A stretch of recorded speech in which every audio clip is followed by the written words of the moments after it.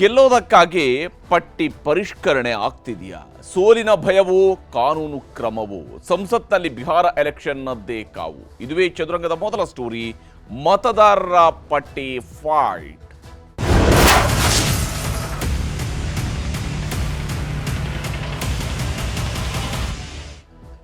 ಬಿಹಾರದಲ್ಲಿ ನಡೀತಾ ಇರುವಂತಹ ಮತದಾರರ ಪಟ್ಟಿಯನ್ನ ಪರಿಷ್ಕರಣೆ ಮಾಡಿಕೊಳ್ಳುವಂತಹ ಹೊಸ ಪ್ರಕ್ರಿಯೆ ಏನಿದೆ, ಈ ಪ್ರಕ್ರಿಯೆಯ ವಿರುದ್ಧ ಪ್ರತಿಪಕ್ಷಗಳು ದೊಡ್ಡ ಹೋರಾಟವನ್ನು ನಡೆಸಿದ್ದಾವೆ. ಕಾನೂನಿನ ರೂಪದ ಹೋರಾಟವೂ ಕೂಡ ನಡೀತಾ ಇದೆ. ಈಗಾಗಲೇ ಸುಪ್ರೀಂ ಕೋರ್ಟ್ಗೆ ಭಾರತದ ಚುನಾವಣಾ ಆಯೋಗ ತನ್ನ ಅಫಿಡವಿಟ್ ಅನ್ನು ಸಲ್ಲಿಸಿದೆ. ಅದೇ ಉತ್ತರವನ್ನು ಈ ಕಡೆ ಕೇಂದ್ರ ಸರ್ಕಾರದವರು ಲೋಕಸಭೆ ರಾಜ್ಯಸಭೆಗಳಲ್ಲಿ ನಡೀತಾ ಇರುವಂತಹ ಕಲಾಪದ ಸಂದರ್ಭದಲ್ಲಿ ಎತ್ತಿರುವಂತಹ ಪ್ರಶ್ನೆಗಳಿಗೆ, ಅಲ್ಲಿ ಪ್ರತಿಪಕ್ಷಗಳು ಅವರು ಎಬ್ಬಿಸಿರುವಂತಹ ಕೂಗಿಗೆ ಉತ್ತರವನ್ನು ಕೊಡ್ತಾ ಇದ್ದಾರೆ. ಹಾಗಾದರೆ ನಿಜಕ್ಕೂ ಇಲ್ಲಿ ಆಗ್ತಾ ಇರೋದು ಏನು? ಬಿಹಾರ ಮತದಾರರ ಪರಿಷ್ಕರಣೆ ವಿರೋಧಿಸಿ ಪ್ರತಿಪಕ್ಷಗಳು ಹೋರಾಟವನ್ನು ನಡೆಸ್ತಾ ಇದ್ದಾವೆ. ಇಲ್ಲಿ ಪರಿಷ್ಕರಣೆ ಮಾಡ್ತಾ ಇರುವಂತಹ ಸ್ವರೂಪದ ಬಗ್ಗೆನೇ ಹೋರಾಟ ಆಗ್ತಾ ಇದೆ. ಸಮಗ್ರ ಚರ್ಚೆಗೆ ಒತ್ತಾಯ ಕೇಳಿ ಬಂದಿದೆ. ಸದನದ ಒಳಗೂ ಹೊರಗೂ ಪ್ರತಿಭಟನೆ ನಡೀತಾ ಇದೆ. ಲೋಕಸಭೆ ರಾಜ್ಯಸಭೆ ಕಲಾಪಗಳಲ್ಲಿ ಪೋಸ್ಟರ್ಗಳನ್ನು ಹಿಡಿದು ಆಕ್ರೋಶವನ್ನು ವ್ಯಕ್ತಪಡಿಸಲಾಗಿದೆ. ಪೋಸ್ಟರ್ಗಳನ್ನು ಹಿಡಿದು ಆಕ್ರೋಶವನ್ನು ವ್ಯಕ್ತಪಡಿಸ್ತಾ ಇದ್ದಾರೆ ಪ್ರತಿಪಕ್ಷಗಳ ಸದಸ್ಯರು. ಬಿಹಾರದ ಮತದಾರರ ಪಟ್ಟಿಯ ಪರಿಷ್ಕರಣೆಯನ್ನು ವಿರೋಧಿಸಿ ನಡೀತಾ ಇರುವಂತಹ ಹೋರಾಟ ಇದು. ಸಮಗ್ರ ಚರ್ಚೆ ಆಗಬೇಕು ಅಂತ ಒತ್ತಾಯವನ್ನು ಮಾಡ್ತಾ ಇದ್ದಾರೆ. ಸದನದ ಒಳಗೂ ಹೊರಗೂ ಹೋರಾಟ ನಡೀತಾ ಇದೆ. ಲೋಕಸಭೆ ರಾಜ್ಯಸಭೆ ಕಲಾಪಗಳಲ್ಲಿ ಪೋಸ್ಟರ್ ಹಿಡಿದು ಆಕ್ರೋಶವನ್ನು ವ್ಯಕ್ತಪಡಿಸ್ತಾ ಇದ್ದಾರೆ. ಹಾಗಾದ್ರೆ ಬಿಹಾರದಲ್ಲಿ ಮತದಾರರ ಪಟ್ಟಿಯ ಪರಿಷ್ಕರಣೆ ಇದು ಕೇವಲ ಬಿಹಾರಕ್ಕೆ ಮಾತ್ರ ಸೀಮಿತ ಆಗೋದಿಲ್ಲ. ದೇಶದ ಎಲ್ಲ ರಾಜ್ಯಗಳಲ್ಲೂ ಕೂಡ ಮುಂದಿನ ಹಂತಗಳಲ್ಲಿ ಈ ಮತದಾರರ ಪಟ್ಟಿಯ ಪರಿಷ್ಕರಣೆ ಆಗುತ್ತೆ ಅನ್ನುವಂಥದ್ರ ಬಗ್ಗೆಯೂ ಕೂಡ ಸ್ಪಷ್ಟನೆಗಳು ಸಿಗ್ತಾ ಇರುವಂಥದ್ದು. ಹಾಗಾದರೆ ಏನಿದು? ಯಾವ ಕಾರಣಕ್ಕಾಗಿ ಇಲ್ಲಿರುವಂತಹ ವಿಶೇಷ ಪರಿಷ್ಕರಣೆಯ ಫೈಟ್ ಯಾಕೆ ನಡೀತಾ ಇದೆ ಅನ್ನೋದನ್ನು ನಾವು ಗಮನಿಸಬೇಕು. ಬಹಳ ಮುಖ್ಯವಾಗಿ ಸಂಸತ್ ಕಲಾಪದಲ್ಲಿ ನಡೀತಾ ಇರುವಂತಹ ಬೆಳವಣಿಗೆಯನ್ನು ನಾವು ಗಮನಿಸಬೇಕು. ವಿಶೇಷ ಪರಿಷ್ಕರಣೆಯ ಫೈಟ್ ನಡೀತಾ ಇದೆ. ಸಂಸತ್ ಕಲಾಪಗಳಲ್ಲಿ ಬಿಹಾರ ಮತದಾರರ ವಿಶೇಷ ಪರಿಷ್ಕರಣೆಯ ಬಗ್ಗೆನೇ ಬಹಳ ದೊಡ್ಡ ಹಂಗಾಮ ಶುರುವಾಗಿದೆ. ವಿಶೇಷವಾಗಿ ಪ್ರತಿಪಕ್ಷಗಳವರು ಈ ವಿಚಾರವನ್ನು SIR ಅನ್ನ ಇವರು ಈಗಾಗಲೇ ವಿರೋಧಿಸ್ತಾ ಇದ್ದಾರೆ. ಇಲ್ಲಿ ಲೋಕಸಭೆ ರಾಜ್ಯಸಭೆಯಲ್ಲೂ ಕೂಡ ಎರಡನೇ ದಿನವೂ ಗದ್ದಲ. ನಾಳೆಗೆ ಇದನ್ನ ಕಲಾಪವನ್ನ ಮುಂದೂಡಲಾಗಿದೆ. SIR ಅನ್ನ ಸ್ಟೀಲಿಂಗ್ ಇಂಡಿಯನ್ ರೈಟ್ಸ್ ಅಂದ್ರೆ ಭಾರತೀಯರ ಹಕ್ಕುಗಳನ್ನ ಕಸಿಯಲಾಗುತ್ತಿದೆ ಅಂತ ಹೇಳ್ಕೊಂಡು ವಿರೋಧಿಸ್ತಾ ಇದ್ದಾರೆ. ಬಿಹಾರದಲ್ಲಿ ಚುನಾವಣೆ ನಡೆಯುವ ಹೊತ್ತಲ್ಲೇ ಯಾಕೆ ಪರಿಷ್ಕರಣೆ ಅನ್ನುವಂತಹ ಪ್ರಶ್ನೆಯನ್ನ ಕೇಳ್ತಾ ಇದ್ದಾರೆ. ಬಿಹಾರದಲ್ಲಿ ಚುನಾವಣೆ ನಡೀತಾ ಇದೆ, ಅದಕ್ಕಾಗಿ ಯಾಕೆ ಪರಿಷ್ಕರಣೆ ಅನ್ನುವಂತಹ ಪ್ರಶ್ನೆಯನ್ನ ಕೇಳ್ತಾ ಇದ್ದಾರೆ. ಉಭಯ ಸದನಗಳಲ್ಲಿ ಸಮಗ್ರ ಚರ್ಚೆಗೆ ಪ್ರತಿಪಕ್ಷಗಳು ಪಟ್ಟು ಹಿಡಿದಿದ್ದಾವೆ.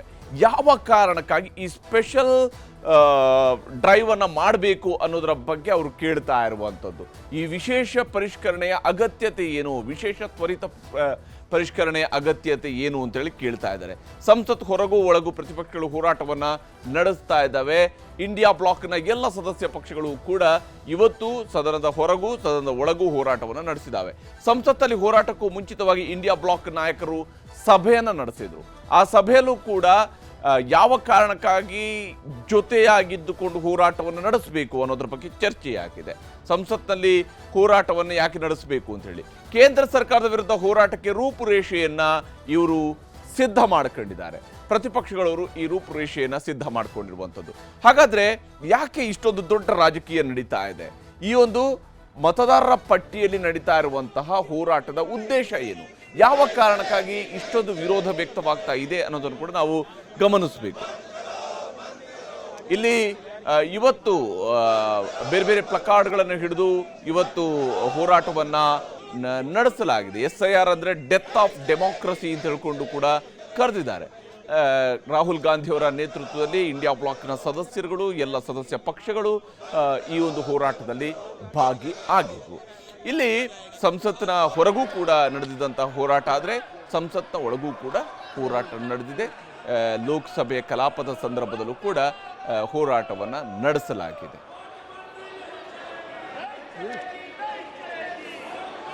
Shri Mayank Kumar Nayak demand for inclusion. ರಾಜ್ಯಸಭೆಯ ಕಲಾಪದ ಸಂದರ್ಭದಲ್ಲೂ ಕೂಡ ಹೋರಾಟವನ್ನು ನಡೆಸಲಾಗಿದೆ. ಅಲ್ಲೂ ಕೂಡ ಇವತ್ತು ಹೋರಾಟ ಇತ್ತು. ಪ್ರತಿಪಕ್ಷಗಳವರು ವಿರೋಧವನ್ನು ವ್ಯಕ್ತಪಡಿಸಿದರೆ ಕಲಾಪ ಸಂದರ್ಭದಲ್ಲಿ ಪ್ರತಿಪಕ್ಷದವರು ತೀವ್ರ ಆಕ್ಷೇಪವನ್ನು ವ್ಯಕ್ತಪಡಿಸಿರುವಂಥದ್ದು.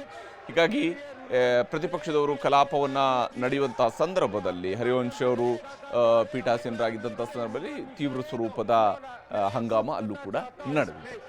ಲೋಕಸಭೆ ರಾಜ್ಯಸಭೆ ಎರಡೂ ಕಲಾಪಗಳಲ್ಲೂ ಕೂಡ ಮತದಾರರ ಪಟ್ಟಿಯನ್ನು ಮುಂದಿಟ್ಟುಕೊಂಡು ಫೈಟ್ ಶುರುವಾಗಿರುವುದು.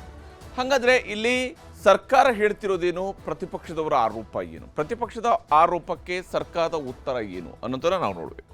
ಬಹಳ ಮುಖ್ಯವಾಗಿ ಪ್ರತಿಪಕ್ಷಗಳು ಮಾಡ್ತಾ ಇರುವಂಥ ಆರೋಪ ಚುನಾವಣೆಗೆ ಅನುಕೂಲ ಮಾಡಿಕೊಳ್ಳುವಂತಹ ಹುನ್ನಾರ ಅಂತ ಹೇಳಿ. ಇದು ಚುನಾವಣೆಗೆ, ಬಿಹಾರದ ಚುನಾವಣೆಗೆ ಅನುಕೂಲ ಮಾಡಿಕೊಳ್ಳುವಂತಹ ಹುನ್ನಾರವನ್ನು ಆಡಳಿತ ಪಕ್ಷದವರು ಮಾಡಿಕೊಂಡಿದ್ದಾರೆ ಅನ್ನುವಂಥದ್ದನ್ನು ಪ್ರತಿಪಕ್ಷದವರು ಹೇಳ್ತಾ ಇದ್ದಾರೆ. ಸರ್ಕಾರ ಕೊಡ್ತಿರುವಂಥ ಸಮರ್ಥನೆ ಕಾಲ ಕಾಲಕ್ಕೆ ಮಾಡ್ತಕ್ಕಂತಹ ಪ್ರಕ್ರಿಯೆ ಇದು. ಇದಕ್ಕೆ ಯಾವುದೇ ವಿಶೇಷ ಅರ್ಥಗಳಿಲ್ಲ. ಇದು ಪ್ರತಿಯೊಂದು ಹಂತಗಳಲ್ಲಿ ಮಾಡಬೇಕಾಗಿರುವಂಥ ಪ್ರಕ್ರಿಯೆ. ಆ ಪ್ರಕ್ರಿಯೆಯನ್ನು ಈಗ ನಡೆಸಲಾಗ್ತಾ ಇದೆ. ಬಿಹಾರದ ಚುನಾವಣೆಯ ಸಂದರ್ಭದಲ್ಲಿ ನಡೆಸಲಾಗ್ತಾ ಇದೆ. ಆಯೋಗದ ಹಕ್ಕನ್ನು ಕಸಿಯಲಾಗಿದೆ ಅಂತ ಹೇಳಿ ಪ್ರತಿಪಕ್ಷಗಳು ಹೇಳ್ತಾ ಇದ್ದಾವೆ. ಚುನಾವಣಾ ಆಯೋಗದ ಹಕ್ಕುಗಳನ್ನು ಕಸಿಯುವಂತಹ ಪ್ರಯತ್ನವನ್ನು ಮಾಡ್ತಾ ಇದ್ದಾರೆ ಆಡಳಿತ ಪಕ್ಷದವರು ಅಂತೇಳಿ ಪ್ರತಿಪಕ್ಷದವರು ಆರೋಪವನ್ನು ಮಾಡ್ತಾ ಇದ್ದಾರೆ. ಆಯೋಗದ ನೀತಿಗಳ ಅನುಸಾರವೇ ಕ್ರಮ ಆಗ್ತಾ ಇದೆ. ಚುನಾವಣಾ ಆಯೋಗದ ನಿಯಮಗಳ ಪ್ರಕಾರವಾಗಿಯೇ ಇಲ್ಲಿ ಕ್ರಮ ಆಗ್ತಾ ಇದೆ. ಮತದಾರರ ಪಟ್ಟಿಯ ವಿಶೇಷ ಪರಿಷ್ಕರಣೆ ನಡೆಸಲಾಗ್ತಾ ಇದೆ ಅಂತೇಳಿ ಹೇಳ್ತಿದ್ದಾರೆ. ಆದರೆ ಚುನಾವಣೆ ಹತ್ತಿರದಲ್ಲಿರುವಾಗಲೇ ಯಾಕೆ ಅನ್ನುವಂತಹ ಪ್ರಶ್ನೆಯನ್ನು ಪ್ರತಿಪಕ್ಷದವರು ಎತ್ತಿರುವಂಥದ್ದು. ಚುನಾವಣೆ ಘೋಷಣೆ ಆಗೋದಕ್ಕೆ ಇನ್ನು ಸ್ವಲ್ಪ ಸಮಯ ಮಾತ್ರ ಉಳಿದಿದೆ. ಇನ್ನೇನು ಚುನಾವಣೆ ಬಂದೇ ಬಿಟ್ಟಿದೆ. ಚುನಾವಣೆ ಹೊಸ್ತಿಲಲ್ಲಿ ಈ ರೀತಿಯಾದಂತಹ ಮತದಾರರ ಪಟ್ಟಿಯ ಪರಿಷ್ಕರಣೆ ಯಾಕೆ ಅನ್ನುವಂಥದ್ದು ಪ್ರತಿಪಕ್ಷಗಳ ಸವಾಲಾದರೆ, ಚುನಾವಣೆ ಸಂದರ್ಭಗಳಲ್ಲೇ ಇದನ್ನು ಮಾಡಬೇಕಾಗಿರುವಂಥದ್ದು. ಯಾಕಂದರೆ ಚುನಾವಣೆಗೆ ಹೋಗ್ತಾ ಇದೆ. ಚುನಾವಣೆ ನಡೀತಾ ಇರುವ ಸಂದರ್ಭದಲ್ಲಿ ಮತದಾರರ ಪಟ್ಟಿಯ ಅಂತಿಮ ಪರಿಷ್ಕರಣೆ ಆಗಿ ಚುನಾವಣೆಗೆ ರೆಡಿ ಮಾಡಬೇಕು. ಅದರಲ್ಲಿ ಏನು ಯಾರು ಮೃತಪಟ್ಟಿದ್ದಾರೆ, ಯಾರು ವಲಸೆ ಹೋಗಿದ್ದಾರೆ, ಯಾರು ಬೇರೆ ಕಡೆಗೆ ಸ್ಥಳಾಂತರಗೊಂಡಿದ್ದಾರೆ, ಎಲ್ಲ ಪರಿಷ್ಕರಣೆ ಆಗೋದಕ್ಕೆ ಇರುವಂತಹ ಸಂದರ್ಭನೇ ಚುನಾವಣೆ. ಹೀಗಾಗಿ ಚುನಾವಣೆಗಳ ಸಂದರ್ಭಗಳಲ್ಲೇ ಈ ಪರಿಷ್ಕರಣೆಯನ್ನು ಮಾಡಬೇಕಾಗತ್ತೆ ಅನ್ನುವಂತಹ ಸಮರ್ಥನೆಯನ್ನು ಸರ್ಕಾರವು ಕೂಡ ಕೊಡ್ತಾ ಇದೆ. ಆಧಾರ್ ಕಾರ್ಡನ್ನು ಯಾಕೆ ಪರಿಗಣಿಸೋದಿಲ್ಲ ಅನ್ನುವಂಥದ್ದು ಪ್ರತಿಪಕ್ಷಗಳ ಪ್ರಶ್ನೆ. ಆಧಾರ್ ಕಾರ್ಡನ್ನು ಪ್ರತಿಯೊಂದಕ್ಕೂ ಕೂಡ ಇವತ್ತು ಬಳಕೆ ಆಗ್ತಾ ಇದೆ. ಪ್ರತಿಯೊಂದು ಹಂತದಲ್ಲೂ ಕೂಡ ಆಧಾರ್ ಕಾರ್ಡನ್ನು ಬಳಕೆ ಮಾಡಿಕೊಳ್ಳಲಾಗ್ತಿದೆ. ಆಧಾರ್ ಕಾರ್ಡ್ ಮೂಲಕವಾಗಿ ಪ್ರತಿಯೊಬ್ಬರ ಮಾಹಿತಿಯೂ ಕೂಡ ಸರ್ಕಾರದ ಬಳಿಯಲ್ಲಿ ಇರುತ್ತೆ. ಇದನ್ನು ಯಾಕೆ ಇಲ್ಲಿ ಪರಿಗಣನೆ ಮಾಡೋದಿಲ್ಲ? ಮತದಾರರ ಪಟ್ಟಿಯ ಪರಿಷ್ಕರಣೆ ವಿಚಾರಕ್ಕೆ ಬಂದಾಗ ಮಾತ್ರ ಈ ಆಧಾರ್ ಕಾರ್ಡ್ನ ಬಳಕೆ ಯಾಕಿಲ್ಲ ಅನ್ನುವಂತಹ ಪ್ರಶ್ನೆಯನ್ನ ಪ್ರತಿಪಕ್ಷಗಳವರು ಎತ್ತಿದ್ದಾವೆ. ಆದರೆ ಆಡಳಿತ ಪಕ್ಷ ಹೇಳ್ತಾ ಇದೆ, ಇದಕ್ಕೆ ಕೇಂದ್ರ ಸರ್ಕಾರ ಹೇಳ್ತಾ ಇದೆ, ಮತ್ತು ವಿಶೇಷವಾಗಿ ಕೇಂದ್ರ ಚುನಾವಣಾ ಆಯೋಗ ತನ್ನ ಅಫಿಡವಿಟ್ನಲ್ಲೂ ಕೂಡ ಹೇಳಿದೆ, ಅಕ್ರಮ ವಲಸಿಗರ ಬಳಿಯಲ್ಲೂ ಕೂಡ ಆಧಾರ್ ಇದೆ.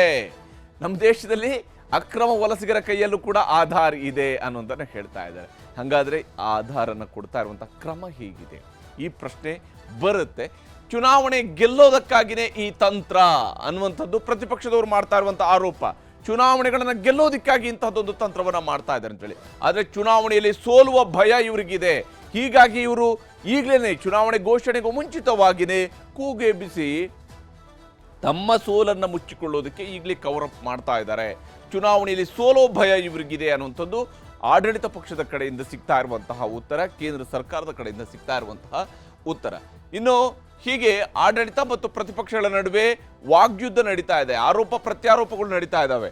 ಮತದಾರರ ಹಕ್ಕನ್ನು ಕಸಿಯುವ ಪ್ರಯತ್ನ ಅಂತ ಹೇಳಿದ್ರೆ ಅಧಿಕೃತ ಮತದಾರರಿಗಷ್ಟೇ ಅವಕಾಶ ಅಂತೇಳಿ ಹೇಳ್ತಾ ಇದ್ದಾರೆ. ಅಂದರೆ ಇಲ್ಲಿ ಮತದಾರರ ಪಟ್ಟಿಯಿಂದ ಈ ಪರಿಷ್ಕರಣೆ ಹೆಸರಲ್ಲಿ ಅನೇಕರ ಹೆಸರುಗಳನ್ನು ತೆಗೆಯಲಾಗ್ತಾ ಇದೆ, ಡಿಲೀಟ್ ಮಾಡಲಾಗ್ತಾ ಇದೆ. ಇದು ಮತದಾರರ ಹಕ್ಕುಗಳನ್ನು ಕಸಿಯುವ ಪ್ರಯತ್ನ ಅಂತ ಹೇಳಿ ಪ್ರತಿಪಕ್ಷ ಆರೋಪವನ್ನು ಮಾಡ್ತಾ ಇದ್ರೆ, ಆಡಳಿತ ಪಕ್ಷ ಹೇಳ್ತಾ ಇದೆ ಅಧಿಕೃತ ಮತದಾರರಿಗಷ್ಟೇ ಚುನಾವಣೆಯಲ್ಲಿ ಮತ ಹಾಕೋದಕ್ಕೆ ಅವಕಾಶ ಇರುತ್ತೆ. ಹೀಗಾಗಿಯೇ ನಾವು ಅವಕಾಶವನ್ನು ಮಾಡಿಕೊಡ್ತಾ ಇದ್ವಿ. ಈ ಪರಿಷ್ಕರಣೆ ಅತ್ಯಗತ್ಯ. ಅನಧಿಕೃತ ಮತದಾರರು ಮತ ಹಾಕುವಂತಿಲ್ಲ. ಈ ಕಾರಣಕ್ಕಾಗಿ ಇಲ್ಲಿ ಪರಿಷ್ಕರಣೆ ಆಗ್ತಾ ಇದೆ ಅನ್ನುವಂತಹ ಸಮರ್ಥನೆ. ಇನ್ನು ಚರ್ಚೆಗೆ ಸರ್ಕಾರ ಸಿದ್ಧ ಇಲ್ಲ ಅಂತ ಹೇಳುವಂಥದ್ದು ಪ್ರತಿಪಕ್ಷದವರು ಹೇಳ್ತಾ ಇದ್ರೆ, ಆಡಳಿತ ಪಕ್ಷ ಹೇಳ್ತಿದೆ ಚರ್ಚೆಗೆ ನಾವು ಯಾವತ್ತೂ ಸಿದ್ಧ ಇದ್ದೇವೆ, ಈಗಲೂ ಸಿದ್ಧ ಇದ್ದೇವೆ, ನಾವು ಚರ್ಚೆಗೆ ಸಿದ್ಧರಿದ್ದೇವೆ ಅನ್ನೋದನ್ನ ಆಡಳಿತ ಪಕ್ಷದವರು ಸಮರ್ಥನೆಯನ್ನು ಕೊಡ್ತಾ ಇದ್ದಾರೆ. ಇವತ್ತು ಹೇಗೆ ಪ್ರತಿಪಕ್ಷ ಮತ್ತು ಆಡಳಿತ ಪಕ್ಷದವರ ನಡುವೆ ವಾಗ್ಯುದ್ಧ ನಡೆದಿದೆ, ಏನೇನು ಹೇಳ್ಕೊಳ್ತಿದ್ದಾರೆ ಅನ್ನೋದನ್ನ ನಿಮಗೆ ತೋರಿಸ್ತೀನಿ. Now the biggest issue of this country, this is a clear attack on democracy. Therefore, India Alliance totally decided to have a clear-cut discussion. We are demanding a discussion on SIR. We don't want SIR. The Election Commission's neutrality is already disappeared. Therefore, we need a discussion. Government is not ready for a discussion at all. Yesterday in BAC, they agreed for a discussion on Pahalgam. That's fine. We are ready to wait for discussion next week. But this issue is one of the most important issue regarding democracy, relating to the democratic values of this country. The government is running away from the discussion because government is totally going to fix the election commission in that way.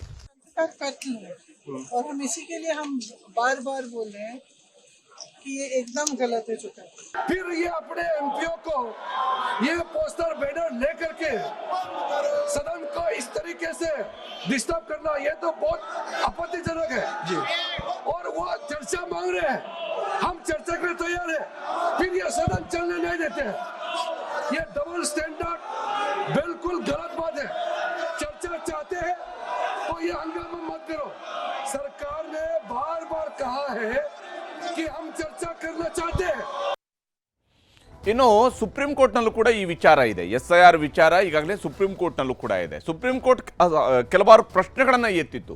ಆ ಪ್ರಶ್ನೆಗಳಿಗೆ ಉತ್ತರವನ್ನು ತನ್ನ affidavit ಮೂಲಕವಾಗಿ ಕೇಂದ್ರ ಚುನಾವಣಾ ಆಯೋಗ ಕೂಡ ಸಲ್ಲಿಕೆ ಮಾಡಿದೆ.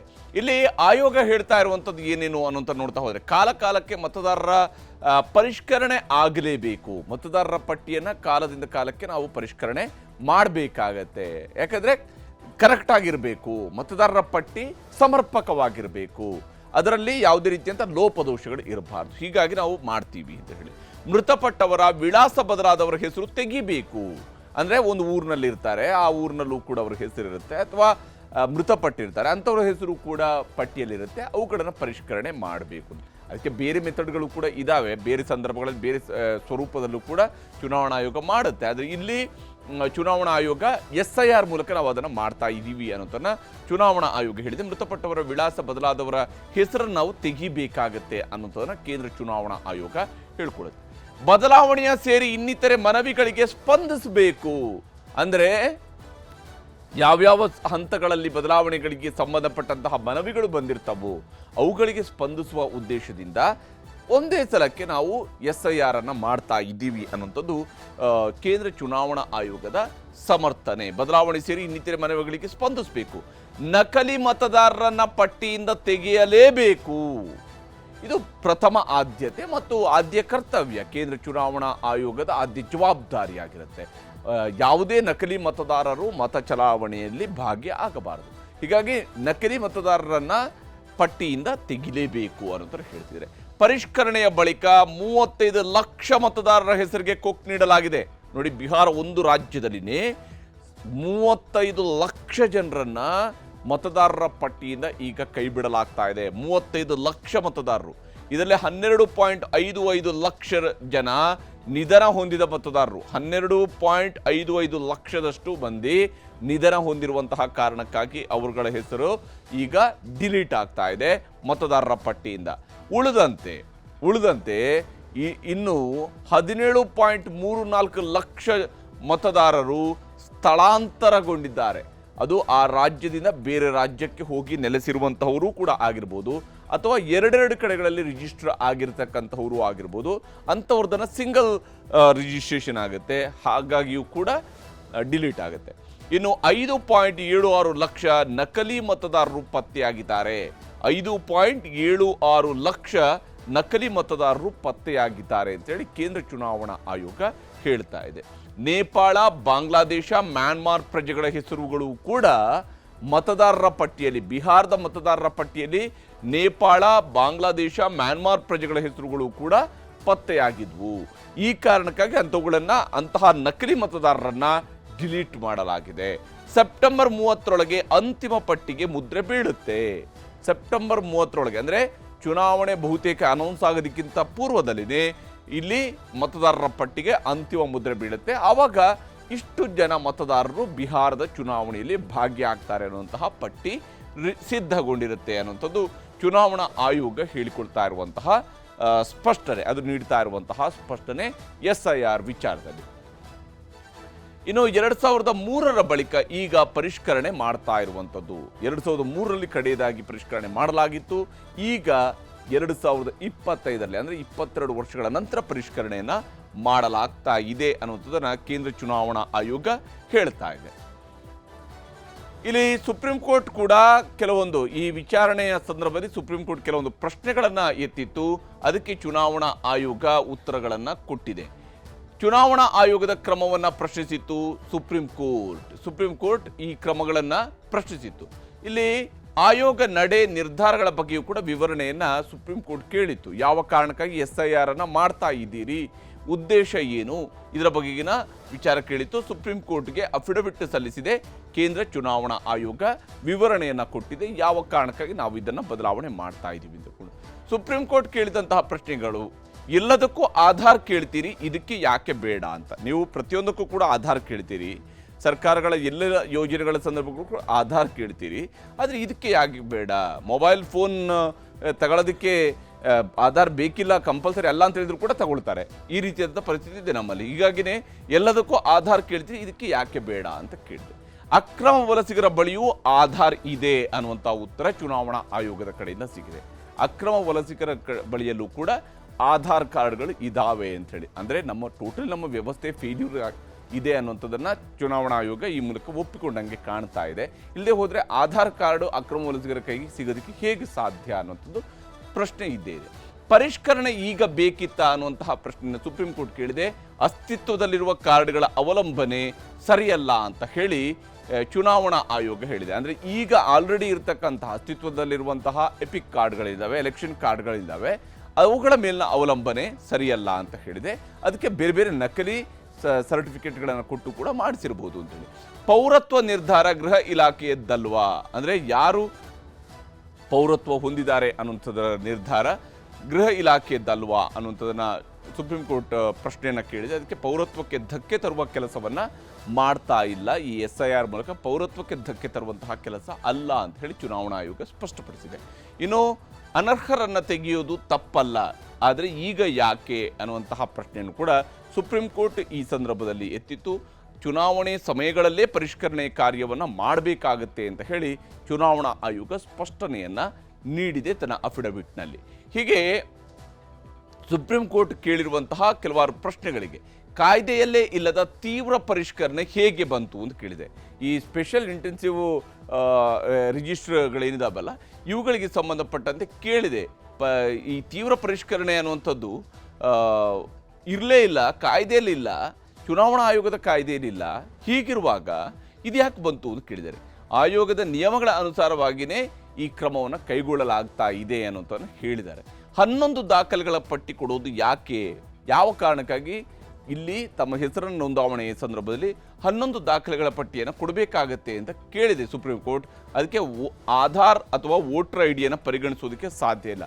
ಅಂದರೆ ಅವುಗಳ ಆಧಾರದ ಮೇಲೆ ನಾವು ಮತದಾರರ ಪಟ್ಟಿಯನ್ನು ಪರಿಷ್ಕರಣೆ ಮಾಡೋದಕ್ಕೆ ಸಾಧ್ಯ ಇಲ್ಲ, ಈ 2 ಕಾರ್ಡ್ಗಳನ್ನು ಕೊಟ್ಟರೆ ಸಾಧ್ಯ ಇಲ್ಲ ಅನ್ನುವಂಥದ್ದನ್ನು ಹೇಳಿದೆ. ಯಾಕಂದರೆ ಅದು ನಕಲಿ ಮತದಾರರ ಕೈಯಲ್ಲೂ ಕೂಡ ಈ ಕಾರ್ಡ್ಗಳು ಇರಬಹುದು ಅನ್ನೋಂಥ ಶಂಕೆ ಕೇಂದ್ರ ಚುನಾವಣಾ ಆಯೋಗಕ್ಕೆ ಇದೆ. ಈ ಕಾರಣಕ್ಕಾಗಿ ಮತದಾರರ ಪಟ್ಟಿಯನ್ನು ಪರಿಷ್ಕರಣೆ ಮಾಡ್ತಿದ್ದೀವಿ ಅನ್ನೋದನ್ನು ಸುಪ್ರೀಂ ಕೋರ್ಟ್ನಲ್ಲೂ ಕೂಡ ಕೇಂದ್ರ ಚುನಾವಣಾ ಆಯೋಗ ಸಮರ್ಥನೆ ಮಾಡಿಕೊಡ್ತಾ ಇದೆ. ಈ ವಿಚಾರದಲ್ಲಿ ರಾಜಕೀಯದ ಜಿದ್ದಾಜಿದ್ದಿ ಬಹಳ ಜೋರಾಗಿ ಸಾಗ್ತಾ ಇದೆ. ಕೇಂದ್ರ ಸರ್ಕಾರ ಅಂತಿಮವಾಗಿ ಇದನ್ನು ಕಲಾಪಗಳಲ್ಲೂ ಕೂಡ ಚರ್ಚೆಗೆ ಎತ್ಕೊಳ್ಳುತ್ತಾ, ಆವಾಗ ಚರ್ಚೆ ನಡೆದರೆ ಏನು ನಡೆಯುತ್ತೆ ಅನ್ನೋದನ್ನು ನೋಡಬೇಕು, ಯಾವ್ಯಾವ ವಿಚಾರಗಳ ಬಗ್ಗೆ ಚರ್ಚೆ ಆಗುತ್ತೆ ಅನ್ನೋದನ್ನು ನೋಡಬೇಕಾಗಿದೆ. ಸರಿಸುಮಾರು 39 ವರ್ಷಗಳ ಹಿಂದೆ ನಡೆದು ಹೋಗಿರತಕ್ಕಂತಹ ಘಟನೆ ಇದು. 54 ದಿವಸಗಳ ನಂತರ ಕಾಣೆಯಾದ ಯುವತಿಯ ಶವ ಅಸ್ಥಿಪಂಜರದ ರೂಪದಲ್ಲಿ ಪತ್ತೆಯಾಗುತ್ತೆ. ಕಾಲೇಜಿನ ವಿದ್ಯಾರ್ಥಿನಿ, 17 ವರ್ಷದ ವಿದ್ಯಾರ್ಥಿನಿ ಅವತ್ತು ನಾಪತ್ತೆ ಆಗ್ತಾಳೆ. ಡಿಸೆಂಬರ್ ತಿಂಗಳಿನಲ್ಲಿ, ಫೆಬ್ರವರಿ ತಿಂಗಳಿನಲ್ಲಿ ಆಕೆ ಶವ ಪತ್ತೆಯಾಗುತ್ತೆ. ಅಂದಿನ ಗೃಹ ಸಚಿವರು ಆ ಸಂತ್ರಸ್ತೆಯ ಮನೆಗೂ ಕೂಡ, ಆ ಸಾವಿಗೀಡಾಗಿದ್ದಂತಹ ದುರಂತಕ್ಕೀಡಾಗಿದ್ದಂತಹ ಯುವತಿಯ ಮನೆಗೂ ಕೂಡ ಭೇಟಿ ಕೊಟ್ಟಿರ್ತಾರೆ. ಆದರೆ ನ್ಯಾಯ ನಮಗೆ ಸಿಕ್ಕಿಲ್ಲ ಅನ್ನುವಂಥದ್ದನ್ನು ಆ ಕುಟುಂಬಸ್ಥರು ಇವತ್ತು ಕೂಡ ಹೇಳ್ತಾ ಇದ್ದಾರೆ. SIT ರಚನೆ ಆಗ್ತಾ ಇದ್ದಂತೆಯೇ ಒಂದೊಂದೇ ಕೇಸ್ಗಳು ಈಗ ಹೊರಗೆ ಬರ್ತಾ ಇದ್ದಾವೆ. ಧರ್ಮಸ್ಥಳದ ಪರಿಸರದಲ್ಲಿ ಆಗಿರುವಂತಹ ಮತ್ತು ಹಿಂದೆ ಆಗಿ ಹೋಗಿರ್ತಕ್ಕಂತಹ ಪ್ರಕರಣಗಳು ಈಗ ಹೊರಬರ್ತಾ ಇವೆ. ಪದ್ಮಲತಾ ಬಗ್ಗೆ ಕುಟುಂಬದಲ್ಲಿ ಮತ್ತೊಂದು ಆಸೆ ಚಿಗುರಿದೆ, ನಮಗೆ ನ್ಯಾಯ ಸಿಗಬಹುದೇನೋ ಅಂತ ಹೇಳಿ. 39 ವರ್ಷಗಳ ಬಳಿಕ ನ್ಯಾಯಕ್ಕಾಗಿ ಪದ್ಮಲತಾ ಕುಟುಂಬ ಆಗ್ರಹಿಸ್ತಾ ಇದೆ. ನೋಡಿ, ಇದು ನಿಜಕ್ಕೂ ದುರಂತ ವಿಚಾರ. ಯುವತಿ ನಾಪತ್ತೆಯಾಗ್ತಾಳೆ, ಅದಾದ ನಂತರ ಅಸ್ಥಿಪಂಜರದ ರೂಪದಲ್ಲಿ ಸಿಗ್ತಾಳೆ. ಆಕೆಯ ಆ ಅಸ್ಥಿಪಂಜರ ಸಿಕ್ಕಾಗಲೂ ಕೂಡ ಇರುವಂಥ ಆರೋಪ ಕೈಕಾಲುಗಳನ್ನು ಕಟ್ಟಿ ಹಾಕದಂತಹ ರೀತಿಯಲ್ಲೇ ಇತ್ತು ಅನ್ನುವಂಥದ್ದು ಆರೋಪ ಇರುತ್ತೆ. ಹಾಗಾದರೆ ಏನಾಯಿತು ಪದ್ಮಲತಾಗೆ ಅನ್ನೋದ್ರ ಬಗ್ಗೆ ಇವತ್ತು ಕೂಡ ಯಾರಿಗೂ ಗೊತ್ತಿಲ್ಲ. ಅದೊಂದು ನಿಗೂಢ ಸಾವಾಗಿಯೇ ಉಳಿದಿರುವಂಥದ್ದು. ನಿಗೂಢ ಸಾವುಗಳು ಅನ್ನುವಂಥದ್ದು ನಿಜಕ್ಕೂ ವಿಚಿತ್ರವಾಗಿರ್ತಕ್ಕಂಥ ಘಟನೆ. ಯಾವುದೋ ವ್ಯಕ್ತಿ ತನ್ನನ್ನು ಒಂದು ಆತ್ಮಹತ್ಯೆ ಮಾಡ್ಕೊಂಡಿರುವಂಥದ್ದು ಹೊರತುಪಡಿಸಿದೆ ಉಳಿದಂಗೆ ಹೇಗೆ ಸಾವು ಸಂಭವಿಸೋದಕ್ಕೆ ಸಾಧ್ಯ? ಯಾರು ಇವರನ್ನ ತೆಗೆದುಕೊಂಡು ಹೋಗಿ ನೋಡಿ, ಜನನ 1969ರಲ್ಲಿ ಈಕೆ ಸಾವಿಗೀಡಾಗಿರ್ತಕ್ಕಂತಹ ಅವಧಿ, ಆಕೆಯ ಸಾವನ್ನು ನಾವು ಗಮನಿಸಿದರೆ 54 ದಿವಸಗಳ ನಂತರ ಆಕೆ ಅಲ್ಲಿ ಶವವಾಗಿ ಪತ್ತೆಯಾಗ್ತಾಳೆ ಪದ್ಮಲತಾ. ನಿಜಕ್ಕೂ ಬಹಳ ನಿಗೂಢವಾಗಿ ಉಳಿದಂತಹ ಪ್ರಕರಣ ಇದಾಗಿತ್ತು. ಈಗ ಈ ಪ್ರಕರಣಕ್ಕೂ ಕೂಡ ನ್ಯಾಯ ಸಿಗುತ್ತಾ ಅನ್ನುವಂತಹ ನಿಟ್ಟಿನಲ್ಲಿ ಒಂದು ನಿರೀಕ್ಷೆಯನ್ನು ಆ ಪದ್ಮಲತಾ ಕುಟುಂಬದವರು ಇಟ್ಕೊಂಡಿದ್ದಾರೆ. ಯಾವ ಸ್ವರೂಪದಲ್ಲಿ ಅನ್ನೋಂಥದ್ದು ನೋಡ್ತಾ ಹೋದಾಗ ಧರ್ಮಸ್ಥಳದ ಪದ್ಮಲತಾ ಕೇಸ್ ಬಗ್ಗೆ ಚಿಗುರಿರುವಂಥದ್ದು ಆಸೆ ಅವರ ಕುಟುಂಬಸ್ಥರಿಗೆ. ಯಾಕೆಂದರೆ ತಮ್ಮನ್ನು ಕಳ್ಕೊಂಡಂಥವ್ರಿಗೆ ಯಾವತ್ತಾರಿಯೂ ಅವರ ಸಂಬಂಧಿಕರು ಬದುಕಿರೋ ತನಕನೂ ಕೂಡ ತಮ್ಮವರನ್ನು ಕಳ್ಕೊಂಡಿರೋರಿಗೆ ಆ ದುಃಖ ಮರೆಯಾಗೋದಕ್ಕೆ ಸಾಧ್ಯ ಇಲ್ಲವೇ ಇಲ್ಲ. ಈಗ ಅವರ ಸಹೋದರಿ ಕೂಡ ಅದನ್ನೇ ನೆನಪು ಮಾಡ್ಕೊಳ್ತಾ ಇದ್ದಾರೆ ತನ್ನ ಸೋದರಿಯ ಬಗ್ಗೆ. 39 ವರ್ಷಗಳ ಹಿಂದೆ ನಿಗೂಢವಾಗಿ ಮೃತಪಟ್ಟಿದ್ರು ಪದ್ಮಲತಾ ಅವರು ಸರಿಸುಮಾರು 39 ವರ್ಷಗಳ ಹಿಂದೆ ನಿಗೂಢವಾಗಿ ಪತ್ತೆಯಾಗಿದ್ದರು 1986ರಲ್ಲಿ. ಧರ್ಮಸ್ಥಳದ ಬುಳಿಯಾರು ಅನ್ನುವಂತಹ ಊರಿನವರು ಪದ್ಮಲತಾ. ಇವರ ತಂದೆ ಅಲ್ಲಿ ಪಂಚಾಯತ್ ಎಲೆಕ್ಷನ್ಗೂ ಕೂಡ ಕಂಟೆಸ್ಟ್ ಮಾಡೋಕ್ಕೆ ಮುಂದಾಗಿದ್ರು ಅನ್ನುವಂಥದ್ದು ಇತಿಹಾಸದ ಭಾಗವಾಗಿ ಸಿಗುತ್ತೆ. 1986ರ ಡಿಸೆಂಬರ್ 22ರಂದು ಈ ಹುಡುಗಿ ನಿಗೂಢವಾಗಿ ನಾಪತ್ತೆ ಆಗ್ತಾಳೆ. ಸರಿಸುಮಾರು 17 ವರ್ಷ ಆಗ ಇವರಿಗೆ, ಪದ್ಮಲತಾ ಅವರಿಗೆ ಅವಾಗ 17 ವರ್ಷ. ಕೈಕಾಲು ಕಟ್ಟಿ ಹಾಕಿದ ಸ್ಥಿತಿಯಲ್ಲಿ ಅಸ್ಥಿಪಂಜರ ಸಿಕ್ಕಿತ್ತು. ಈ ಕೈಕಾಲುಗಳನ್ನು ಅವಳೇ ಕಟ್ಟಿಕೊಂಡು ಬಿದ್ದು ಸಾಯೋದಕ್ಕೆ ಸಾಧ್ಯ ಇಲ್ಲ. ಅಲ್ಲಿ ಹೊಳೆಯಲ್ಲಿ ಶವ ಸಿಗುತ್ತೆ, ಅಸ್ಥಿಪಂಜರ ರೀತಿಯಲ್ಲಿ ಸಿಗುತ್ತೆ. ಅವಳಾಗಿಯೇ ಅವಳನ್ನು ಕೈಕಾಲು ಕಟ್ಟಿಕೊಂಡು ಬಿದ್ದು ಸಾಯೋದಕ್ಕಂತ ಸಾಧ್ಯ ಇಲ್ಲ. ಯಾರೋ ಆ ಕೃತ್ಯ ಎಸಗಿರ್ತಾರೆ. 54 ದಿನಗಳ ಬಳಿಕ ಪದ್ಮಲತಾ ಶವ ಪತ್ತೆಯಾಗುತ್ತೆ. ಅಂದರೆ ಆ ಅಸ್ಥಿಪಂಜರ ಪತ್ತೆಯಾಗುತ್ತೆ. ಪತ್ತೆಯಾಗದ ಪ್ರಕರಣ ಅಂತ ಹೇಳಿ CID ಪೊಲೀಸರು ಕೈ ಚೆಲ್ತಾರೆ.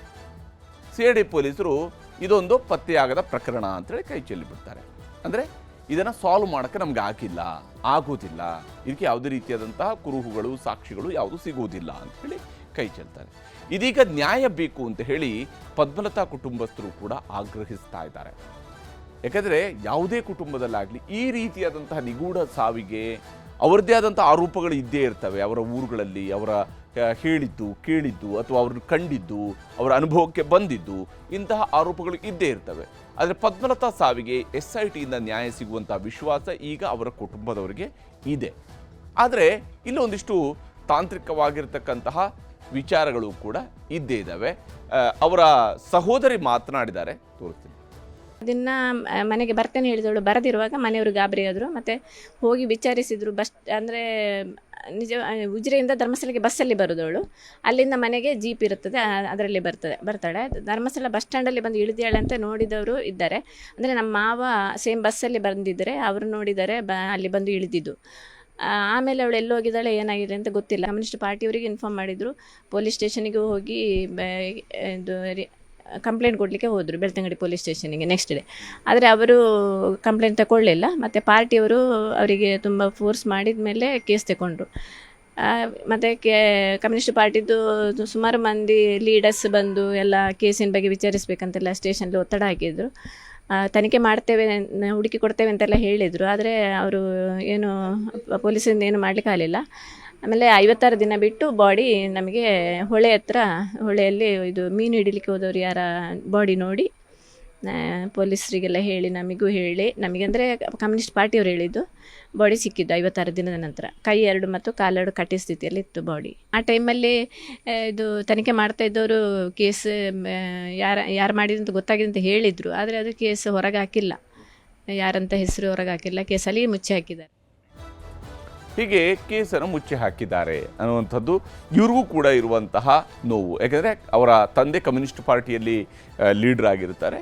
ಅವತ್ತು ಈ ಕೃತ್ಯ ನಡೆದು ಹೋಗಿದೆ, ನಾಪತ್ತೆ ಆಗ್ತಾರೆ. ಕೈಕಾಲು ಕಟ್ಟಿದ ಸ್ಥಿತಿಯಲ್ಲಿ ಅವರ ಅಸ್ಥಿಪಂಜರದ ರೀತಿಯಾದಂತಹ ಶವ ಸಿಗುತ್ತೆ. ಇದು ಪದ್ಮಲತಾ ಪ್ರಕರಣದಲ್ಲಿ ನಡೆಯುವಂಥದ್ದು. ಆ ಶವದ ಪತ್ತೆನ ಅದರಲ್ಲಿರುವಂಥ ಕೆಲವೊಂದು ಗುರುತುಗಳ ಆಧಾರದ ಮೇಲೆ, ಅಂದರೆ ಬ್ಯಾಗ್ ಸಮಥಿಂಗ್ ಆ ರೀತಿಯಾದಂಥ ಗುರುತುಗಳ ಆಧಾರದ ಮೇಲೆ ಅದು ಪದ್ಮಲತಾದೇ ಅನ್ನುವಂಥದ್ದು ಗೊತ್ತಾಗುತ್ತೆ. ಆದರೆ ಇಲ್ಲೊಂದು ತಾಂತ್ರಿಕವಾಗಿರುವಂಥ ಪ್ರಶ್ನೆ ಇದೆ. SIT ವಿಚಾರಕ್ಕೆ ಬಂದಾಗ SIT ವ್ಯಾಪ್ತಿಗೆ ಇದು ಬರುತ್ತಾ ಅಂತ ಹೇಳಿ. ಯಾಕಂದರೆ ಇಲ್ಲಿ ಕೆಲವು ಅನುಮಾನಗಳಿದ್ದಾವೆ. ಬಹುಶಃ SIT ಕೂಡ ಇದನ್ನು ಮುಂದೆ ಕ್ಲಿಯರ್ ಮಾಡಬೇಕಾಗಿದೆ. ಆದರೆ ನ್ಯಾಯ ಸಿಗಬೇಕು ಅನ್ನುವಂತಹ ಪದ್ಮಲತಾ ಕುಟುಂಬದವರ ಕೂಗು ಇದೆಯಲ್ಲ, ಅದು ನಿಜಕ್ಕೂ ಕೂಡ ಬಹಳ ಮುಖ್ಯವಾಗಿರುವಂಥದ್ದು. ಮತ್ತು ಪದ್ಮಲತಾ ಸಾವಿಗೂ ಕೂಡ ನ್ಯಾಯ ಸಿಗಬೇಕು. ಪದ್ಮಲತಾ ಪ್ರಕರಣವನ್ನು SIT ತನಿಖೆಗೆ ಕೈಗೆತ್ತಿಕೊಳ್ಳುತ್ತಾ ಅಂತ ಹೇಳಿ ಬಹಳ ಮುಖ್ಯವಾಗಿರುವಂಥದ್ದು. ಈ ಪ್ರಕರಣವನ್ನು SIT ತನಿಖೆಗೆ ಕೈಗೆತ್ತಿಕೊಳ್ಳುತ್ತಾ ಅಂತ ಹೇಳುವಂಥದ್ದು. ಸಾಮೂಹಿಕ ಸಮಾಧಿ ಪ್ರಕರಣಗಳಿಗೆ ಮಾತ್ರ SIT ತನಿಖೆ ಸೀಮಿತಗೊಳ್ಳುತ್ತಾ? ಇಲ್ಲಿ ಸಾವಿಗೆ ಸಂಬಂಧಪಟ್ಟಂತೆ, ಕೊಲೆಗೆ ಅಥವಾ ಆಕೆಯ ನಾಪತ್ತೆಯ ನಂತರ ಆಕೆಯ ಸಾವಿಗೆ ಏನೇನು ಕಾರಣ ಆಯಿತು ಅನ್ನೋದಕ್ಕೆ ಸಂಬಂಧಪಟ್ಟಂತೆ ಯಾವುದೇ ಸಾಕ್ಷ್ಯಗಳು ಸಿಕ್ಕಿಲ್ಲ ಅಂಥೇಳಿ ಈ ಕೇಸನ್ನು ಮುಚ್ಚಲಾಗುತ್ತೆ, ಅಂದರೆ ಕೈ ಬಿಡಲಾಗುತ್ತೆ ತನಿಖೆಯಿಂದ. ಈಗ SIT ಇದನ್ನು ತನಿಖೆ ನಡೆಸೋದಕ್ಕೆ ಆಗುತ್ತಾ? ಪದ್ಮಲತಾ ಪ್ರಕರಣದಲ್ಲಿ ಅಸ್ಥಿಪಂಜರವಾಗಿ ಪತ್ತೆಯಾಗಿತ್ತು ಶವ, ಆಕೆಯ ಶವ ಪತ್ತೆಯಾಗಿತ್ತು. ಆದರೆ ಇಲ್ಲಿ ಈಗ ಇವರು ಹುಡುಕೋದಕ್ಕೆ ಹೊರಟಿರುವಂಥದ್ದು ಸಮಾಧಿಯಾಗಿರ್ತಕ್ಕಂತಹ ಶವಗಳ ಬಗ್ಗೆ.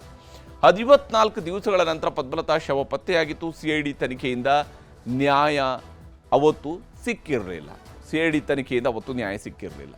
ಶವ ಪತ್ತೆಯಾಗಿದ್ದ ಪ್ರಕರಣವನ್ನು SIT ಮತ್ತೆ ತನಿಖೆಗೆ ಎತ್ತಿಕೊಳ್ಳುತ್ತಾ? ಅಂದರೆ ನಿಗೂಢ ನಾಪತ್ತೆಯ ಪ್ರಕರಣಗಳನ್ನು ಕೂಡ ಈ ಸಮಾಧಿ ಜೊತೆಗೇನೆ ಸೇರಿಸ್ಕೊಳ್ತಾರಾ? ನಿಗೂಢ ನಾಪತ್ತೆಗಳು ಅನ್ನು ಕೂಡ ಸೇರಿಸ್ಕೊಳ್ತಾರೆ. ಕೇವಲ ಹೂತಿಟ್ಟ ಅಪರಿಚಿತ ಶವಗಳ ಪತ್ತೆ ಹಾಗೂ ಅದರ ಸುತ್ತಲೇ ತನಿಖೆ ನಡೆಯುತ್ತಾ ಅನ್ನೋದರ ಬಗ್ಗೆಯೂ ಕೂಡ ಅನುಮಾನ ಇದ್ದೇ ಇದೆ. ಹೀಗಾಗಿ ಪದ್ಮಲತಾ ಪ್ರಕರಣವನ್ನು ಕೈಗೆತ್ತಿಕೊಳ್ತಾರಾ ಇಲ್ವಾ ಅನ್ನುವಂಥದ್ದು ಇದ್ದೇ ಇರುವಂತಹ ಪ್ರಶ್ನೆ. ಒಟ್ಟು ಅಲ್ಲಿರುವಂತಹ ಜನರ ಆಗ್ರಹ ಅಂದರೆ ಪದ್ಮಲತಾ ಪ್ರಕರಣವೂ ಕೂಡ ಬೆಳಕಿಗೆ ಬರಬೇಕು, ಆಕೆಗೂ ಕೂಡ ನ್ಯಾಯ ಸಿಗಬೇಕು, ಆಕೆಯ ಸಾವು ವ್ಯರ್ಥ ಆಗಬಾರದು ಅಂತ ಹೇಳಿ. ಆ ಸಾವಿಗೂ ಕಾರಣ ಯಾರು ಅನ್ನೋದು ಗೊತ್ತಾಗಬೇಕು. ಈ ಒತ್ತಾಯ ಅಲ್ಲಿಂದ ಕೇಳಿ ಬರ್ತಾ ಇದೆ. ಇಲ್ಲಿ SIT ಇವಾಗ ಇದರ ಬಗ್ಗೆ ತನಿಖೆಯನ್ನು ಕೈಗೆತ್ತಿಕೊಂಡ ನಂತರ ಯಾವ ಸ್ವರೂಪದಲ್ಲಿ ಮುಂದೆ ತನಿಖೆಯನ್ನು ನಡೆಸ್ತಾ ಹೋಗುತ್ತೆ? ಯಾಕಂದರೆ ಅವರು ಇನ್ನೂ ಕೂಡ ಧರ್ಮಸ್ಥಳಕ್ಕೆ ಹೋಗಬೇಕು, ಕೇಸ್ ಫೈಲನ್ನು ತೆಗೆದುಕೊಳ್ಬೇಕು. ಕೇಸ್ ಫೈಲನ್ನು ತಗೊಂಡ ನಂತರ ತನಿಖೆ ಶುರು ಆಗುತ್ತೆ.